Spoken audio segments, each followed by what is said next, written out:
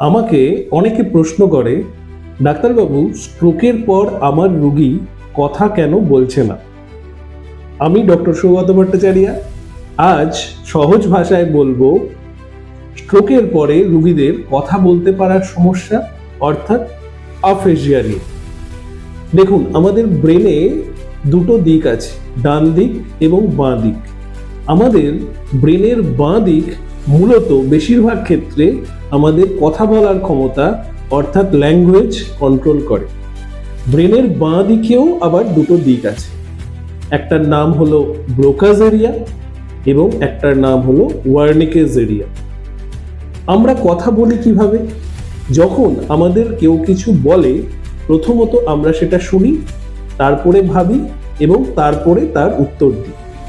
ওয়ার্নিকেস area অর্থাৎ ব্রেনের বাঁ দিকের পেছনের যে এরিয়া, সেটা আমাদের কথা বুঝতে সাহায্য করে, এবং ফ্রন্টাল এরিয়া বা ব্রোকাস এরিয়া আমাদের সেই কথা ভাবা আমাদের বলতে সাহায্য করে, যে কারণে আমরা শব্দের পর শব্দ গুছিয়ে কোনো বাক্য বলতে পারি। স্ট্রোক হলে ব্রেনের বাঁ দিক যদি ক্ষতি হয়, তাহলে এই ব্রোকাস এবং ওয়ার্নিকেস এরিয়া ক্ষতিগ্রস্ত হয়। যদি ব্রোকাস এরিয়া ক্ষতিগ্রস্ত হয়, তাহলে পেশেন্ট কথা বুঝতে পারবে কিন্তু সে বলতে পারবে না। আর যদি ওয়ার্নিকেস এরিয়া ক্ষতিগ্রস্ত হয়, তাহলে সে অনর্গল নিজের মতো কথা বলবে, কিন্তু সে কি বলছে সে সেটা নিজেই বুঝতে পারবে না।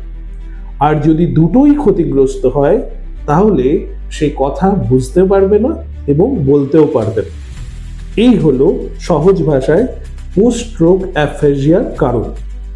নেক্সট এপিসোডে আমরা বলবো এর প্রতিকার কি। ধন্যবাদ। নিউরোলজির কঠিন কথা সহজ করে জানার জন্য ফলো করুন আমাদের পেজ ভট্টাচার্য নিউরোথেরাপি।